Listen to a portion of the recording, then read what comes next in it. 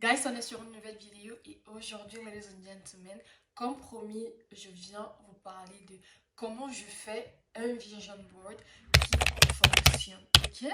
Et au cours de cette vidéo, je vais vous dire pourquoi ce vision board est différent et ce qui fait en sorte qu'il fonctionne réellement. You ready? Let's go! Si on ne se connaît pas encore, moi c'est Laken Paola. Bienvenue sur ma chaîne YouTube. Ici, je fais des faith talk et je vous parle de mes expériences pour vous éviter les mêmes conneries que moi. Ok? Du coup, si vous n'êtes pas encore abonné, profitez-en pour le faire. Activez la cloche de notification et ça, chichi chacha. Now, let's go. Alors, ce vision board, on va voir comment le faire gratuitement sur Canva et sur votre téléphone. La première des choses à faire, c'est réellement de télécharger l'application Canva. Et si vous avez un problème d'espace, vous pouvez bien évidemment aller sur canva.com et télécharger et créer votre vision board là-bas. Ensuite, la deuxième étape, c'est réellement de noter vos objectifs sur une feuille ou dans vos notes ou dans votre portable tout simplement. Donc, ça veut dire les objectifs que vous aurez que vous avez envie d'atteindre en 2024, vous les notez, vous les écrivez sur une feuille ou dans vos notes et voilà. Et moi, ce que j'aime bien faire, c'est vraiment de choisir déjà un modèle qui m'inspire et tout, un modèle que je trouve facile à travailler. Et ensuite, je vais chercher des images qui m'inspirent, que ce soit sur Canva même, ou alors sur Pinterest, ou sur Google, ou sur Instagram. Bref, peu importe les images qui vous inspirent et qui vont en accord avec les objectifs que vous aurez envie d'atteindre cette année, bah, c'est ce que je fais. Vous les prenez et vous les collez directement sur votre vision board dans Canva. Ok? Très important, quand vous faites votre vision board, en fait, il faut que ça suscite une émotion positive en vous. Il faut que ce vision board vous donne, les images que vous choisissez, par exemple, vous donne envie d'aller vers ces images, de devenir cette personne, d'atteindre cet objectif. Il faut en fait que, voilà, ce que vous voyez, en fait, que la visualisation vous inspire, que ça suscite vraiment quelque chose de positif, quelque chose d'agréable en vous, quoi.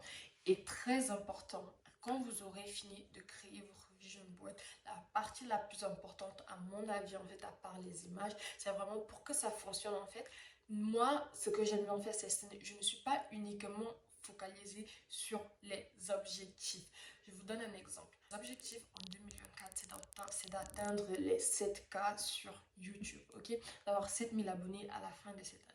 Ce que je vais faire, c'est je ne vais pas juste me focaliser sur les 7000 abonnés que j'aimerais avoir, mais aussi sur ce qui m'apportera vers les 7000 abonnés. Les actions, en fait, la personne que je dois devenir, le genre de youtubeuse que je dois devenir pour avoir les 7000 abonnés. Bien évidemment, en respectant mes valeurs, ma niche et tout ce qui va en accord avec moi-même, en fait. Donc, par exemple, je sais que pour avoir 7000 abonnés, je ne peux pas m'absenter pendant 3 mois sur YouTube et revenir comme si de rien n'était en fait. Donc, un de mes objectifs, du coup, dans ma description des images, en bas de l'image des 7K, je vais définir ce que je vais faire. Donc, publier chaque semaine et en espérant atteindre cet objectif. Pareil pour mes objectifs familiales ou spirituels en fait. Je ne vais pas juste dire le genre de chrétienne que j'aimerais devenir, mais je mets en description ce que je dois faire, les actions concrètes que j'aimerais faire pour devenir ce genre de chrétienne ou ce genre de maman.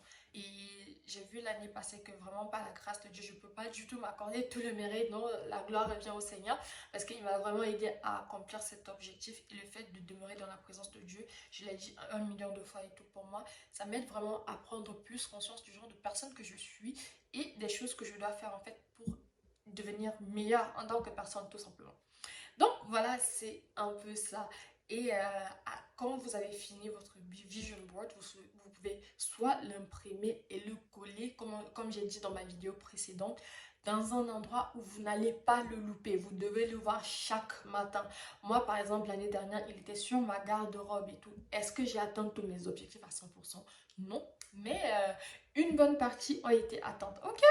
Et, euh, et le mien, en fait, je vais le mettre sur mon fond d'écran et tout, comme ça, vraiment, like, je préfère l'avoir de façon digitale. Et le Big V maintenant, la vision globale de ma vie, c'est elle que je vais coller, que je colle, que j'imprime et que je colle. Donc voilà, c'est un peu ça. En tout cas, j'espère que cette vidéo vous aura plu, qu'elle va vous aider à atteindre vos objectifs. Si c'est le cas, n'oubliez pas de liker, partager cette vidéo et abonnez-vous si ce n'est pas encore le cas. Merci infiniment d'avoir regardé jusqu'ici and until next time, people, stay blessed. Mwah!